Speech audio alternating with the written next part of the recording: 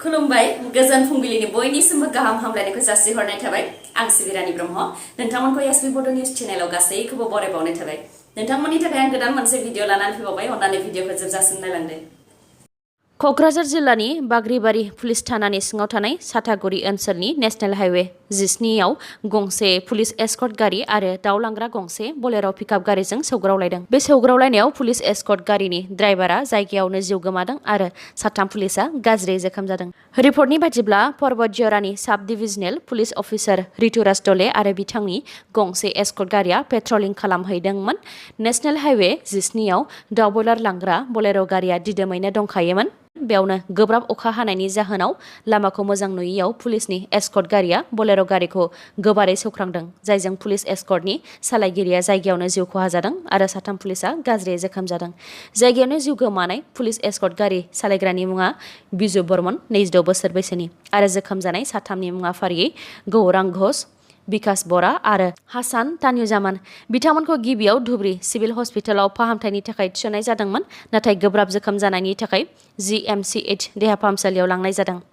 बे जाब्रबथाय जानायनि उनाव लामायाव दोनथ'नाय बलेर' पिकआपनि हेंथायै केस रेजिस्टार खालामबाय होननानैबो मिथिहोदों। ULB साजायनानै गावथारजानाय सानै सेंग्राया ULB आफादनि सोद्रोमा नङा होननानै रोखा खालामबाय ULB आफादा आरो बेफोर गासैबो गोरोन्थियानो गोहोआव थानाय BTC सोरखारनि होननानै बुंथिदों बिथांमोनहा। मानोना BTC सोरखारा हारिनि थाखाय मोजां खामानि मावदोंमोनब्ला माबोरै आसाम पुलिसफोरा बिटिआरआव हाबफैनानै गावसोरनि गोहोखौ दिन्थिफैनो हाखो आरो माबोरै सानै बर' सेंग्राफोरखौ इनायै ULB साजायनानै एनकाउन्टार खालामनो हाखो होननानै सोंथि खालामदों बिथांमोनहा। बेनिखायनो गुबुन हारिजों सोबख'जानाय नासयजानायनिफ्राय उदां जानो थाखाय खौसे जानो थाखाय खावलायदों आरो खौसे जायाब्ला बड'लेण्ड मोननाय नङा होननानैबो फोरमायथिदों बिथांमोनहा। लोगोसे बिथांमोनहा सोरखाराव थानाय दैदेनगिरिफोरखौ सोंखारिनानै बुंथिबावदों दि दामि दामि गारि लानानै एस्कर्ट लानानै गिदिंथिंबाय थाबाल' जानाय नङा, बेनि बेसेनखौबो होनो रोंनांगोन। गाव गावनि मोन्थाय आरो गाव गावनि गादिनि थाखायल' सानबाय थायोब्ला जानाय नङा। राजखान्थियावनो था एबा गुबुनावनो थायाथों मानो हारिनि थाखाय खामानि मावनांगौ होननानै फोरमायथिबावो बिथांमोनहा। BTCनि गोहोआव थानाय दैदेनगिरिफ्रा बेबायदि इनाय खालामबाय थायोब्ला बिथांमोननि हेंथाबो राहा लानाय जागोन होननानै सांग्रांथि होनायजों लोगोसे सासे बर' फिसाखौ बुथारोब्ला बेनि फिननायखौ सानै जि बुथारनानै होगोन बे रावखौ गोसोआव ला आरो नेनानै था, सम आरो खाबु फैयोब्ला बेखौ ULB आफादा मावफुंनानै दिन्थिगोन होननानैबो फोरमायथियो बिथांमोनहा। राजस्थाननि स्टेट एसेम्बलियाव चाइल्ड मेरेज एबा उन्दै बैसोआव जुलि जानायनि रेजिस्ट्रेशनखौ गनायथि होबाय।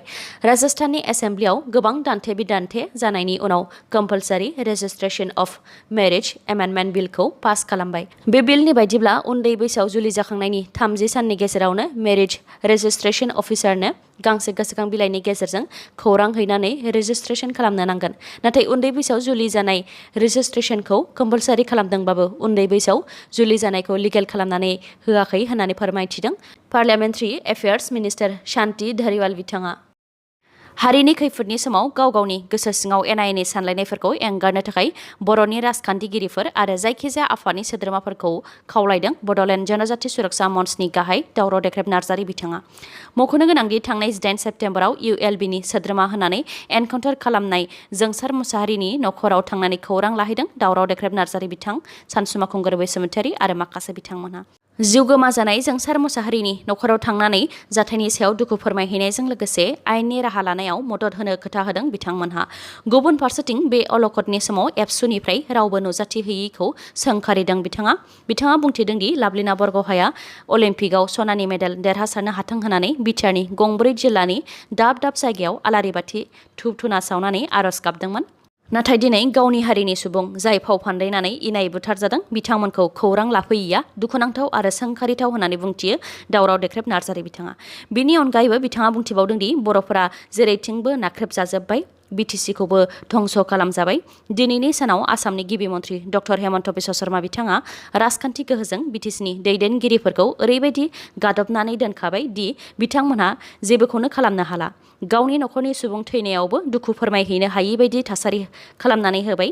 बेनिखायनो गासैबो राजखान्थिगिरिफोरा आरो हारिनि थाखाय खामानि मावग्रा आफादफोरा हारिनि अलखदनि समाव एना एनि सानलायनायखौ एंगारनांगौ होननानै खावलायो बिथाङा।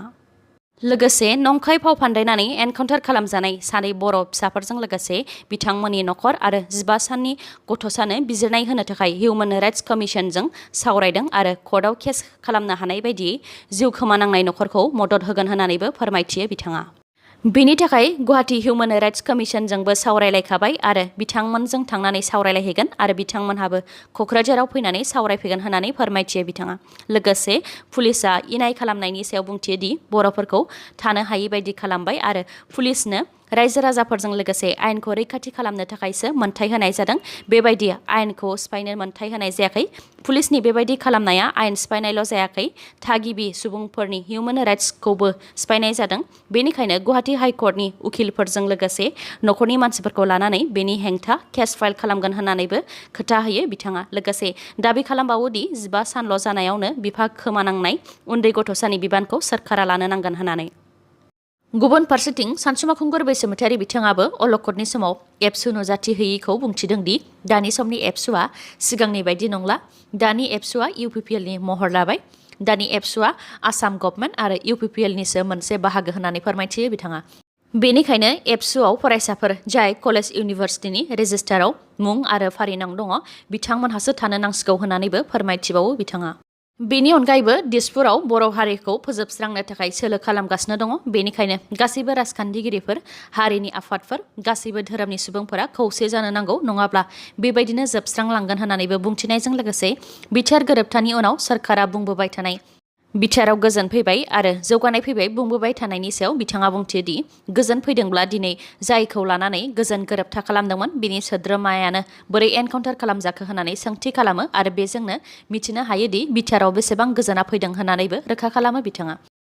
दिनै सानजौफुनि 11 रिंगायाव चिरां जिल्लानि सिङाव थानाय बेंटल कलेजनि अडिट'रियाम हलाव चिरां आरो क'क्राझार जिल्लानि सिङाव थानाय एक्स-एनडिएबि-एसनि गासै दैदेनगिरि आरो सोद्रोमाफोरखौ लानानै रिहेबिलिटेसन केस आरो मुंख्लं आयदाफोरनि सायाव सावरायलायनाय मेल लिंनाय जादों। बेनिखायनो मख'नाय मोननै जिल्लानि सिंनि गासैबो एक्स-एनडिएबि-एसनि दैदेनगिरिफोर आरो सोद्रोमाफोर बिथांमोनखौ मख'नाय थावनि आरो थि समाव नुजाथिफैनो खावलायहरदों। आद्रा थानाय जिल्लानि दैदेनगिरि आरो सोद्रोमा बिथांमोनजों सावरायगोन अक्ट' आरो थावनिखौ उनाव फोसावनानै होनाय जागोन होननानै फोरमायथिदों रन्जित बसुमतारी बिथाङा। जोंसार मुसाहारि आरो जनक कुमार ब्रह्म बिथांमोनखौ इनायै पुलिसआ एनकाउन्टार खालामनायनि सायाव बर' हारि आरो छात्र समाजनिफ्राय रावबो दैदेनगिरिफ्रा खौरां लाहैयैखौ दुखु फोरमायथिदों क'क्राझार सरकारि फरायसालिमा फरायसा आफादनि गाहाय नेहाथारि लैहोर गयारि बिथाङा। बिथाङा बुंथिदों दि दिनै हारिनि सानै सुबुंफोरा इनायै गावथार जानायाव बर' हारि आरो छात्र समाजनिफ्राय नुजाथिफैनो हायिया जोबोद दुखुनांथाव। बेनिखायनो फरायफुबाय थानाय फरायसाफोरानो मानसि गोमाजानाय नखरनि सुबुंफोरजों सुखु दुखु सावरायलायनो आरो दुखुखौ रेजें खालामनो थाखाय नुजाथिफैनो गोनां जादों होननानै फोरमायथिदों। लोगोसे बे अलखद समाव एबसुनि आफादगिरिफोर आरो प्रमद बर'आ मानो सिरि थाखो, एबसुआ राजखान्थिनि दैदेनगिरिफोरजों बायजाबाय नामा होननानैबो सोंथि खालामो बिथाङा। लोगोसे फोरमायथिबावदों दि प्रमद बर'आ एबसुआव गोलाव सम आफादगिरिनि बिबान लानानै बर' फिसाफोरा जाहाथे पुलिसनि गुलिनि शिकार जानो नाङा बेनि थाखाय सोमावसारदोंमोन। बिथांनि बे सोमावसारनायाव फरायसा एबा बिथांमोनहाबो मदद होदोंमोन, राजा लामा जथायदोंमोन, रेल लामा जथायदोंमोन आरो जिउ गोमाजानाय जोंसार मुसाहारि बिथाङाबो प्रमद बर'नि सान्थौखौनो मानियोमोन। नाथाय दिनै प्रमद बर'आ मानो सिरि, नखरनि थाखाय मा राहा लागोन बेफोरनि सायाव मानो फंसेबो बुंनो हायाखै बेनि सायाव सोंथि खालामो आरो बिथार गोरोबथानि उनावबो दि गोजोना फैयाखै बेखौ बे साननैनि गेजेरावनो मिथिनो हाबाय होननानैबो फोरमायथियो बिथाङा। नेशनेल क्राइम रेकर्डस ब्युर' (NCRB) रिपर्टनि बायदिब्ला 2020 मायथाइयाव भारताव सानसेयाव सा 80 बुथार जादों आरो मोन 77 रेप केस जादों।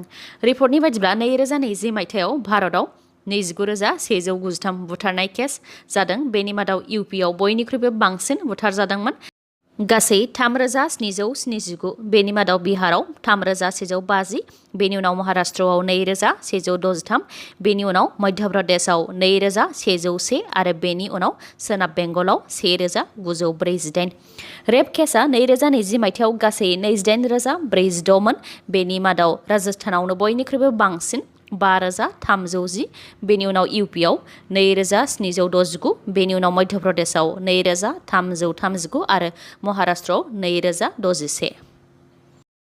दिनैनि भिडिअआ एसेनोसै। गाबोन आरो गोदान भिडिअजों लोगो मोनफिनबावगोन। नोंथाङा दासिमबो आंनि चेनेलखौ साबस्क्राइब खालामाखैबा अन्नानै साबस्क्राइब खालामदो, लोगोसे लाइक, कमेन्ट आरो शेयार खालामनो दाबाव। गोजोन्थों।